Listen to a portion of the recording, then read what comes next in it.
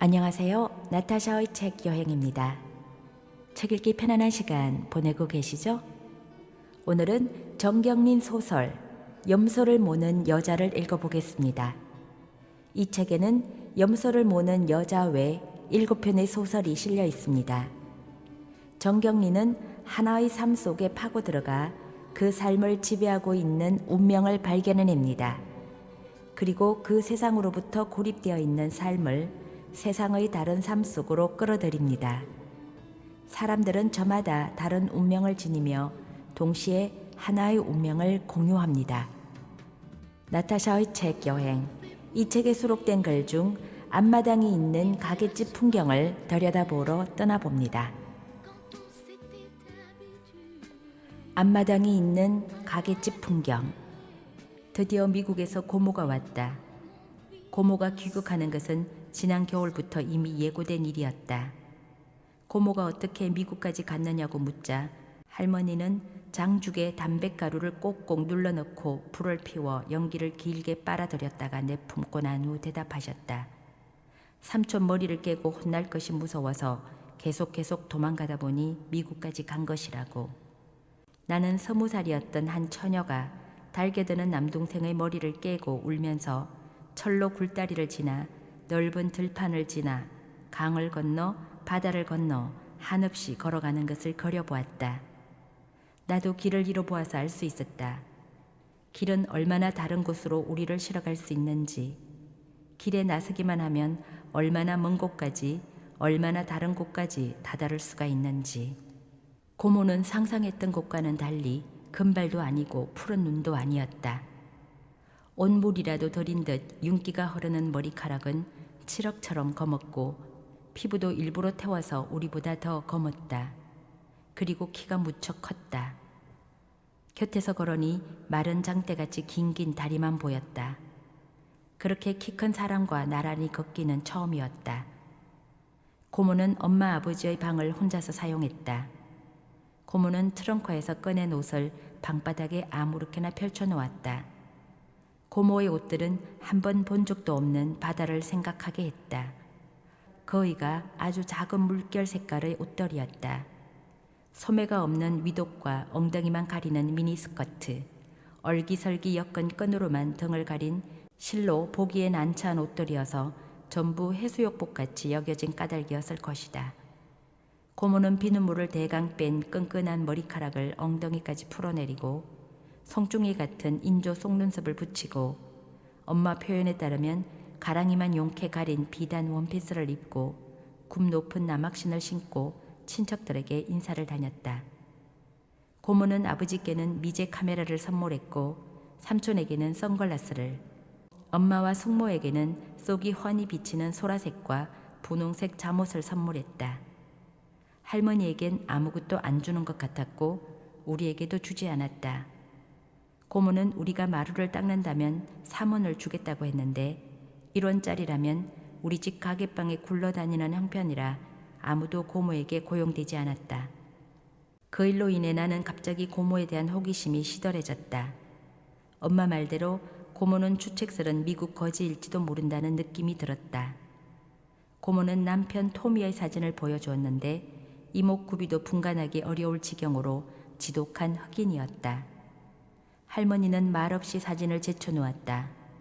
베드룸, 키친, 베스룸, 발코니 등등에서 연두색과 분홍색의 반짝이는 월남 아우자이를 바꾸어 입어가면서 영화 배우처럼 찍은 사진도 있고 빨간 집의 넓고 지푸른 잔디 정원에서 찍은 귀여운 검은 아이들의 사진도 있었지만 어쩐지 모든 것이 가짜같이만 느껴졌다. 고국에서 5벌의 비단 원피스와 2벌의 한복을 맞춘 고모는 주름살 제거 수술을 해 아무 표정도 지울 수 없는 얼굴로 눈물을 줄줄 흘리며 떠났다. 너무 울어 나중엔 인조 속눈썹을 뜯어내야 했다. 할머니도 치맛자락을 걷어들고 우셨다. 몇 날 며칠 계속해서 할머니 눈에 눈물이 흘러 눈가가 짓물러 상처가 났다. 고모가 떠나자마자 엄마와 아버지는 크게 싸우셨다. 내 말이 뭐가 틀리서? 다른 집 일갑부치들은 외국서 오니까 집도 사주고 논도 사주고 갑디다. 한 밑은 떨어뜨리 주고 가도 뭐 할 낀데 언감생신 뜯어가려고 하다니. 그게 미국 거지지. 내 말이 뭐가 틀리다꼬. 어머니가 나이론을 가르는 세댄 소리를 질렀다. 아침이면 여전히 우리는 노래하고 춤추었다. 그리고 어른들은 웃었다. 장마가 닥쳐 비가 계속 왔다. 담장 아래 좁다란 꽃밭의 장미나무에는 분홍색 장미꽃들이 급식만큼이나 커다랗게 피었다. 장미의 향기는 마치 홈통에서 흘러나온 빗물이 앞마당으로 굽이쳐 흘러가며 퀴퀴한 냄새들과 뒤섞였다.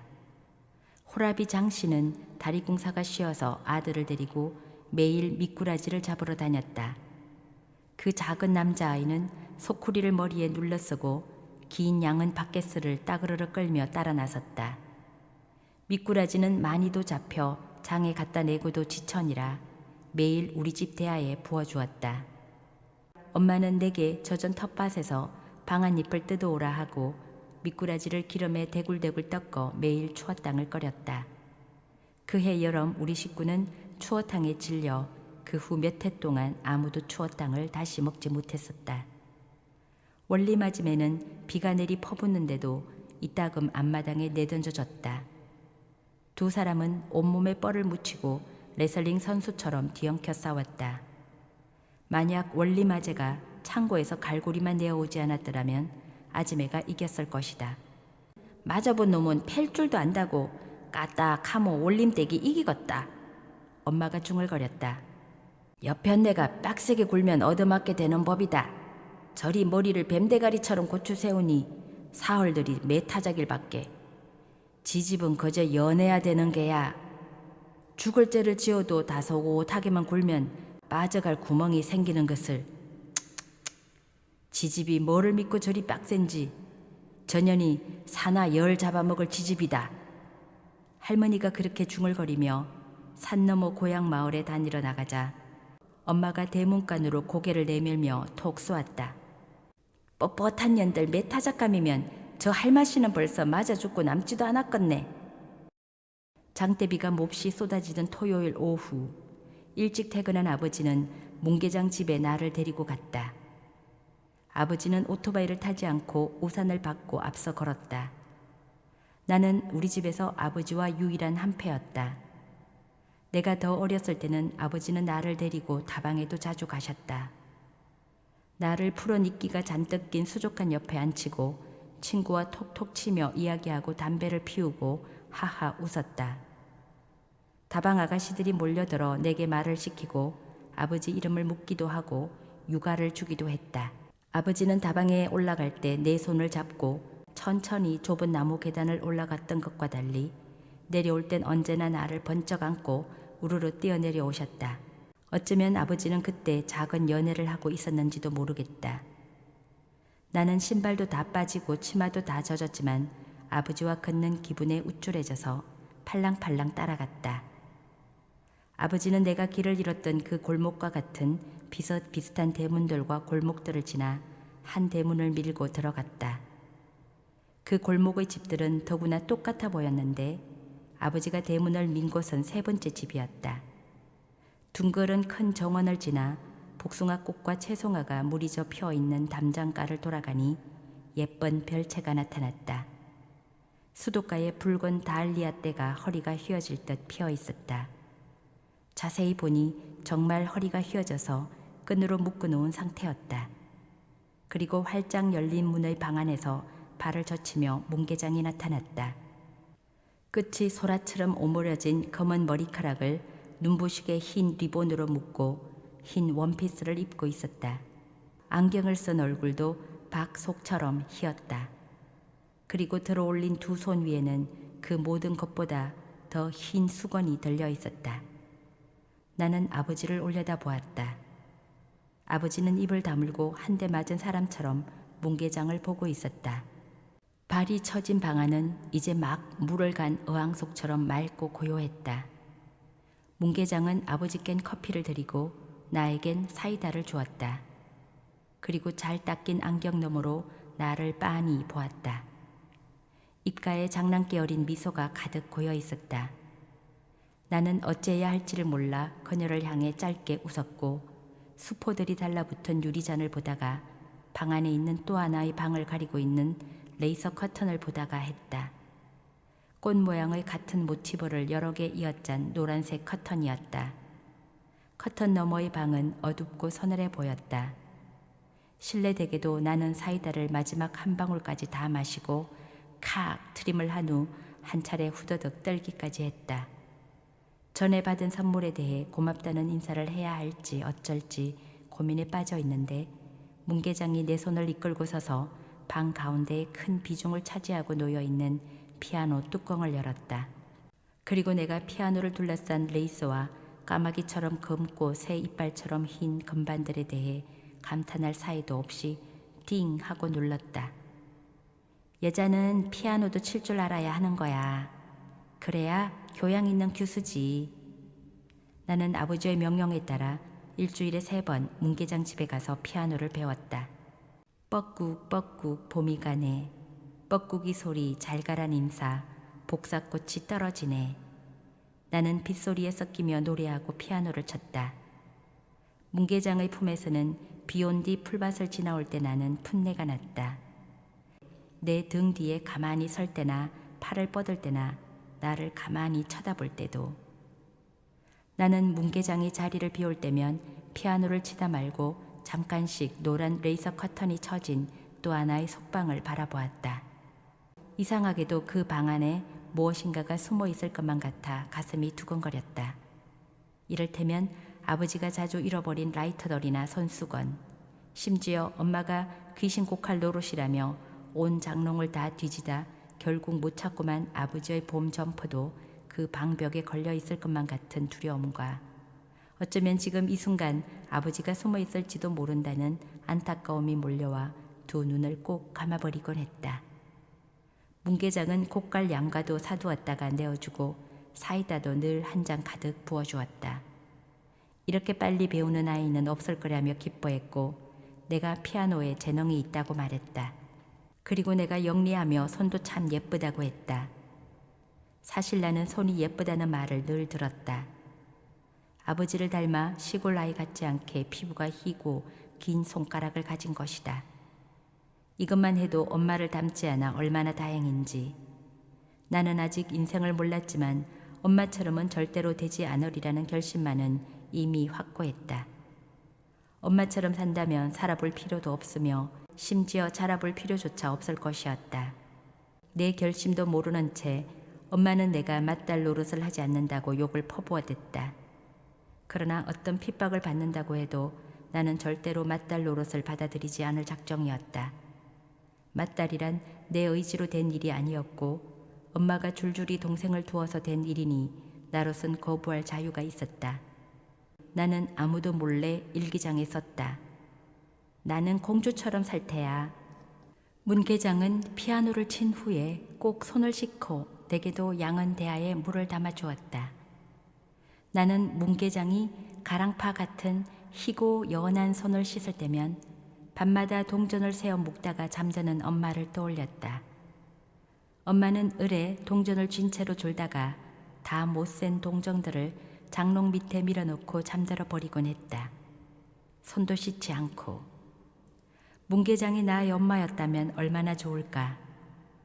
알리바바와 40명의 도적에 나오는 동네 같은 미로를 더듬어 그 3번째 집을 찾아갈 때마다 그 3번째 대문에서 나올 때마다 길을 잃을 것 같은 어지러운 떨림 속에서 그런 생각들이 흘러갔다.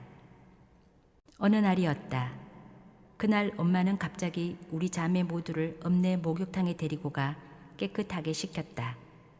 그리고 저녁 설거지 뒤끝에 엄마는 부뚜막의 양념통들 하나하나를 꼼꼼히 닦으며 내게 말했다.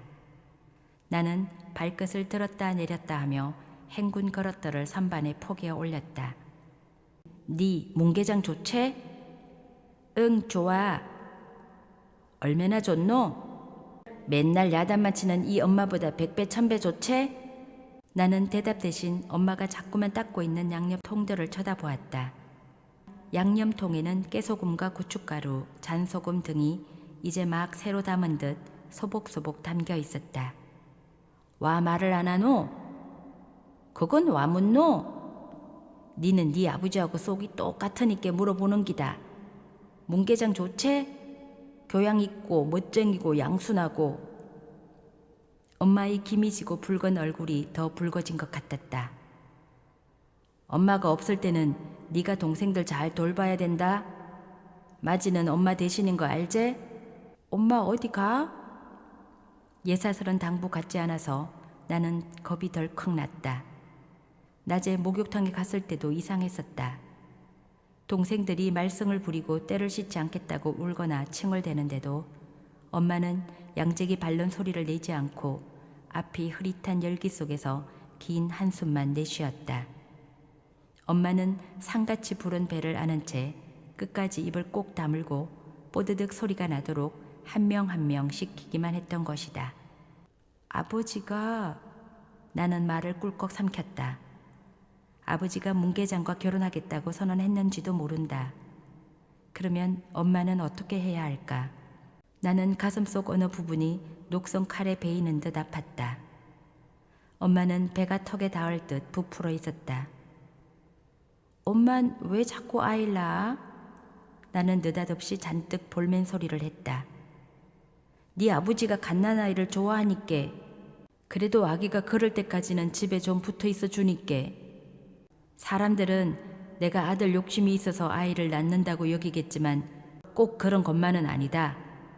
네 아버지는 딸도 좋아한다. 정말이다. 온 천지 사방이 자기 집인지 석 달 열흘 삽작이 안 들었었던 때도 있었지만 그래도 갓난아기가 생기면 꼬박꼬박 들어왔다. 너그 오빠 때도 그랬지만 네 때는 말도 못했다. 얼마나 좋아했는지 해도 넘어가기 전에 들어오더라. 강수기 때도 그랬고 정수기 때도 그랬고 현미 때도 그랬고. 그 말 어딘가에 무엇이 있었을까? 그 말은 오래도록 내 가슴 속에서 울렸고 어쩐지 엄마에 대한 가시가 휑하니 빠져나간 것 같았다. 나 자신이 좀 순해지고 기분도 좀 편해졌으며 올망졸망 따라붙는 동생들도 그리 밉지만은 않게 여겨졌다. 최소한 딴 사람들이 생각하듯 무조건 꽝 신세들은 아니었던 것이다. 엄마와 아버지는 짧은 한때나마 우리를 사이에 두고 행복했던 것이다. 그리고 우리의 탄생 역시 우리가 기억할 수 없는 짧은 한때나마 소중했던 것이다.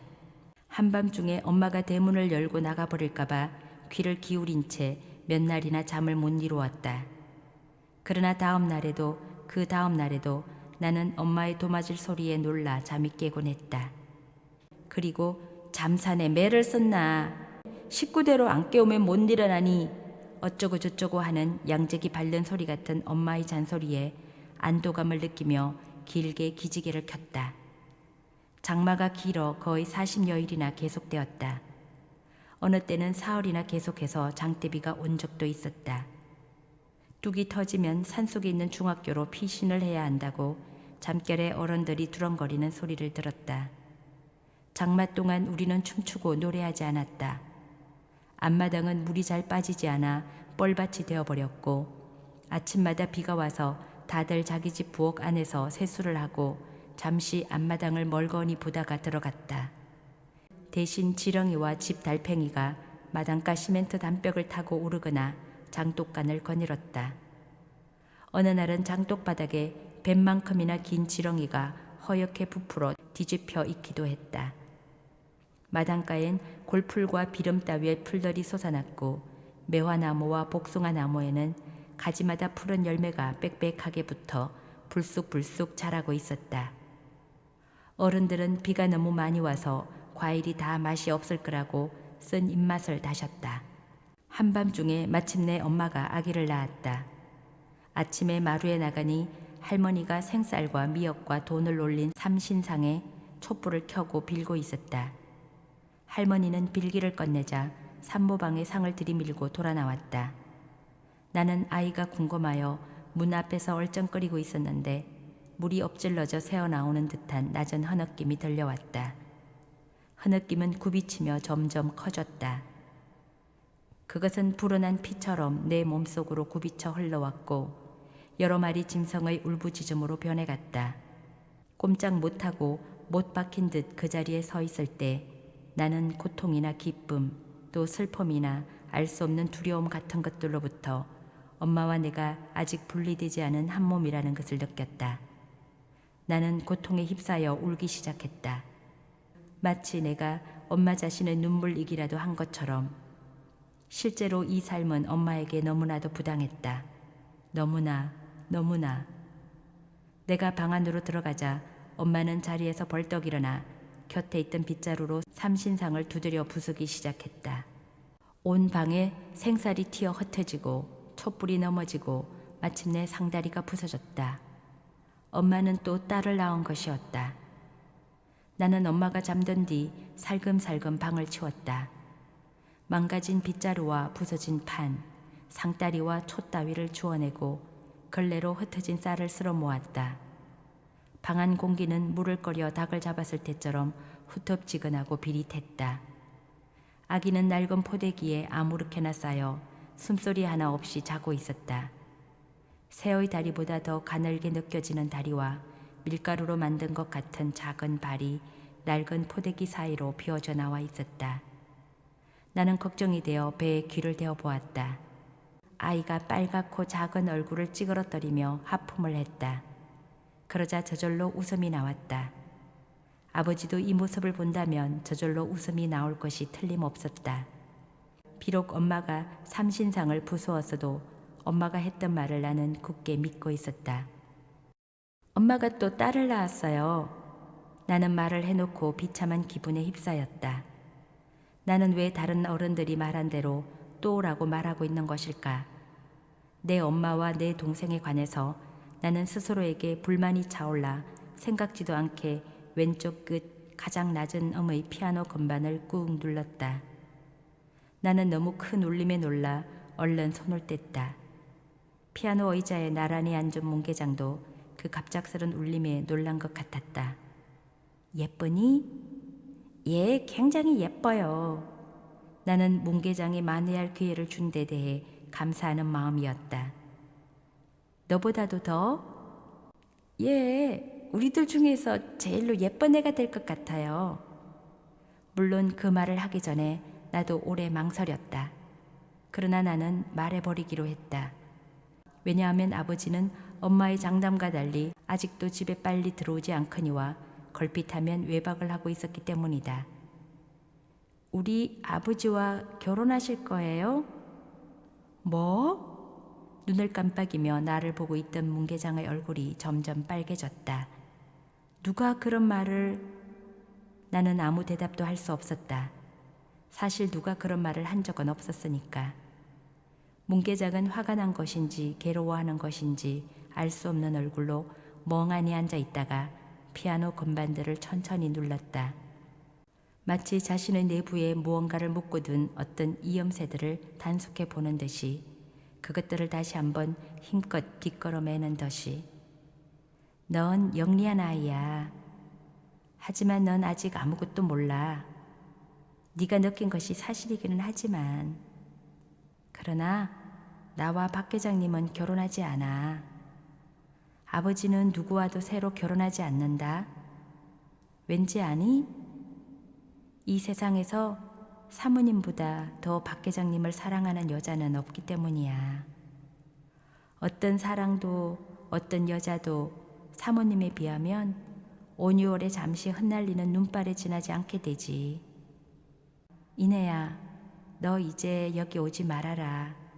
나 곧 이사하게 될 것 같거든? 좀 먼 데로. 문계장이 내 등에 팔을 두르고 가만히 말했다. 문계장의 품 안에서 풋내가 났다. 그리고 이내야, 너 잘할수록 아버지 외롭게 두지 말고 잘해드려라. 그 말끝에 눈물이 툭 떨어졌다. 눈물이 떨어진 흰 건반에서 소리가 울린 것만 같았다. 나는 그 말들이 무슨 뜻인지 다 알 수는 없었지만 문득 아버지도 참 가엾다는 생각이 들었다. 나는 뒤늦게 연필깎이를 선물해 주어서 고마웠다고 인사하고 레이서 커터는 끝내 덜쳐보지 못한 채 그 세 번째 대문을 나왔다. 극장 앞 대로에 나왔을 때 나는 긴 한숨을 쉬었다. 나는 이제 알리바바의 미로에서 길을 잃을 염려를 하지 않아도 되었다. 한여름 기우는 해가 거리를 황금빛으로 물들이며 따갑게 빛을 되쏘았다. 뽑아낸 국수를 빨래처럼 주렁주렁 널어 말리는 국수집 곁 공터 앞에서 교장 선생님 아들과 마주쳤다. 나는 가슴이 포각거렸지만 애써 아무렇지도 않은 얼굴로 지나쳐 가려 했다. 교장 선생님 아들이 친척이 있는 도시로 전학을 간다는 것은 모르는 여자아이가 없었다. 잠깐만 저리로 가자. 그는 나의 피아노 교본책을 보며 고개를 삐딱하게 숙이고 말했다. 나는 지은 죄가 있는 만큼 좀 두렵기도 하고 또 알 수 없는 이유로 가슴이 떨리기도 했다. 우리는 국수가 조금씩 흔들리며 마르는 공터의 한쪽에 섰다. 옷에 풀을 먹일 때와 같은 청결한 생밀가루 냄새가 가득했다. 네가 그랬다는 거 나 알고 있었어. 그 낙서 말이야. 나는 애써 한결같은 표정을 지켰다. 그 순간 왠지 더러운 냄새를 맡는 듯한 표정으로 춤을 추던 무희의 모습이 떠올랐다. 왜 그랬니? 내가 너한테 뭘 그렇게 나쁜 짓을 했다고. 나는 눈을 치켜뜨고 뻔뻔스러운 놈 하는 얼굴로 그를 올려다보았다. 넌 나빠. 난 다 알아. 말을 해봐. 뭐가 나쁜지.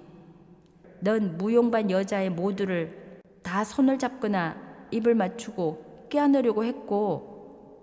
그의 분홍빛 입술이 보랏빛으로 질렸다.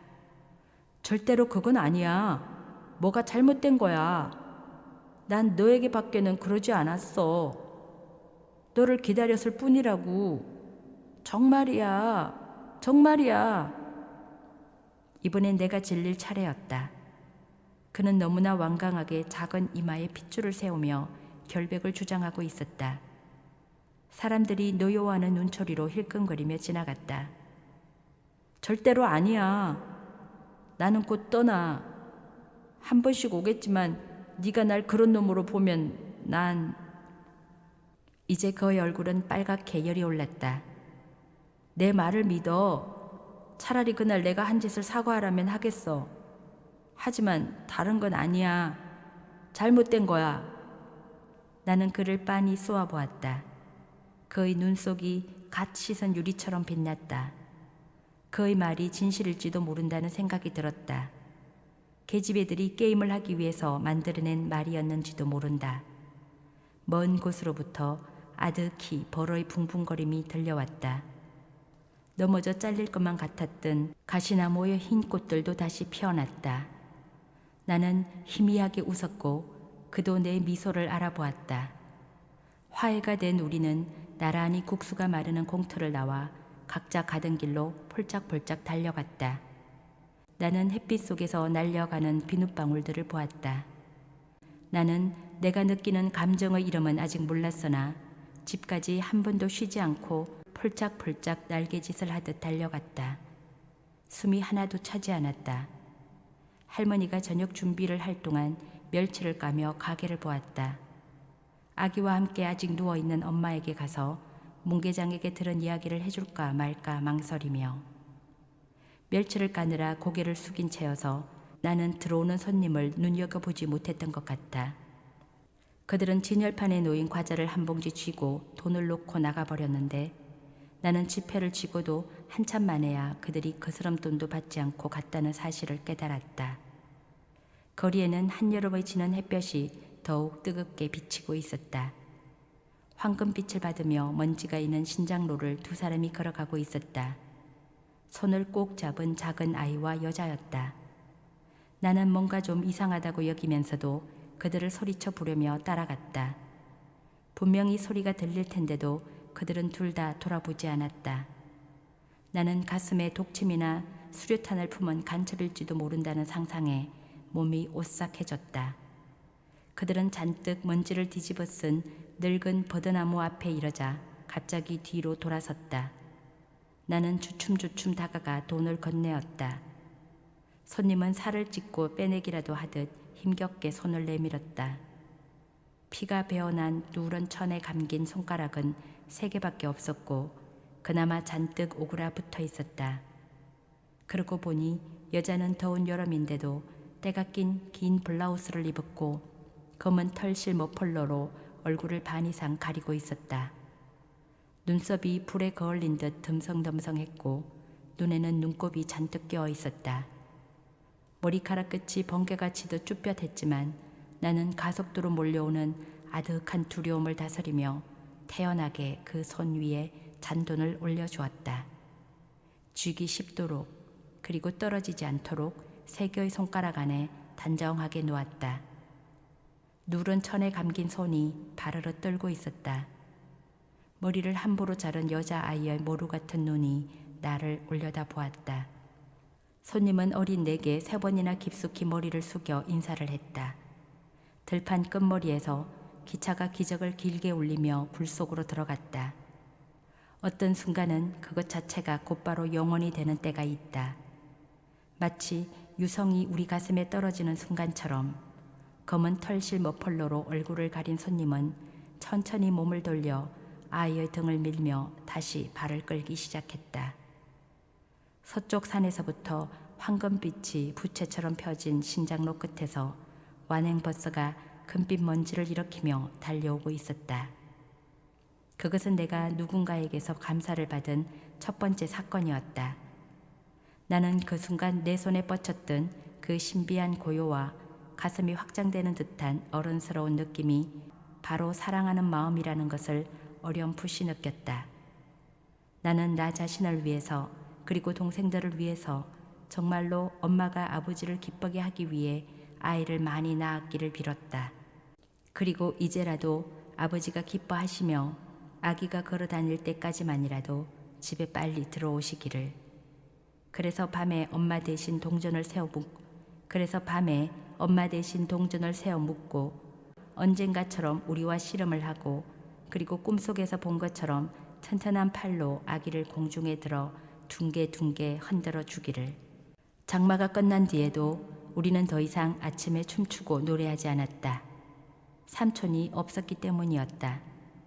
월남 가기 전에 가졌던 꿈대로 시골서 돼지를 키울까 아니면 도시로 나가 직업을 가질까를 궁리해온 삼촌은 마침내 도시로 떠난 것이다. 삼촌은 도시에서 직업 소개서를 열 거라고 했다. 그러면 삼촌은 소장님이 된다고 했는데 나는 막연히 그 일이 보건 소장님 같은 것이 아닐까 추측했다. 어느 날의 밤과 새벽 사이에 보따리 하나 없이 나가버린 원림댁은 보름이 지나도록 돌아오지 않고 소식도 없어서 원리맞이는 도로 자기 본가에 가서 지냈다. 할머니는 가끔 장씨가 밥을 끓여 먹는 어두운 부엌을 향해 혀를 찼다. 윗동네 호라비는 장날마다 가서 장갈치 엮고도 새 지집을 꿰차고 오는데 장씨는 어째 그래 능력도 없소? 오대 가서 어부와도 어부와야지. 하루 이틀도 아니고 사나가. 할머니는 또 땅이 꺼지게 한숨을 내쉬며 괜서울에 작은 집 식구가 나간 빈 방의 문을 드르륵 열어보기도 했다. 빈 창문은 눈동자가 펴어나간 생선의 눈처럼 휑하니 열려 있었다. 장롱이 놓였던 곳의 벽은 아끼느라 처음부터 벽지가 발리지 않아 누렇게 바랜 신문지와 찢어낸 아리랑 잡지가 드러나 있었고 벽 여기저기엔 사촌들의 낙서 자국이 보였다. 방바닥에도 장롱이 놓였던 자국과 뜨거운 것을 놓아 누런 자국과 머큐로크롬 따위를 엎지른 붉은 얼룩들이 나 있었다. 나는 신을 신고 빈 방 안을 거닐며 괜서울에 한숨을 들이쉬고 내쉬었다. 너희들은 저녁에 씻지도 않고 자지? 우린 깨끗하게 씻고 잔다. 자자, 원기소 3알씩 먹고. 저녁마다 아이들을 뽀독뽀독 희게 시키고 쌉싸름하고 시큼하게 어느 순간 토할 것 같이 고소한 원기소를 보란듯이 자기 아이들에게만 먹이던 어긋지기 숙모의 목소리가 방안 어딘가에서 울리는 듯했다. 삼촌은 그 뒤 몇 번이나 정신병원에 입원하며 급속도로 상해갔다. 그는 46에 알 수 없는 피부병과 알코올 중독과 성병을 간직한 채 영원히 눈을 감았다. 겨우 46이었으나 삼촌은 마치 70도 넘은 노인처럼 이가 빠지고 주름이 지고 살결이 검게 시들어 있었다. 월남에서 얻어온 고엽제 병이라고 했다. 우리는 우기의 과일처럼 세월에 떠밀려 무럭무럭 자랐다. 그리고 그때 이후론 한 번도 더 그 노래를 부르지 않고 춤도 추지 않았다. 그런 때는 우리 일생에서 꼭 한 번뿐인 강물 위로 마구 풀려나간 아까운 실타래처럼 한 번뿐인 어느 한때인 것이다. 지금까지 나타샤의 책 여행이었습니다.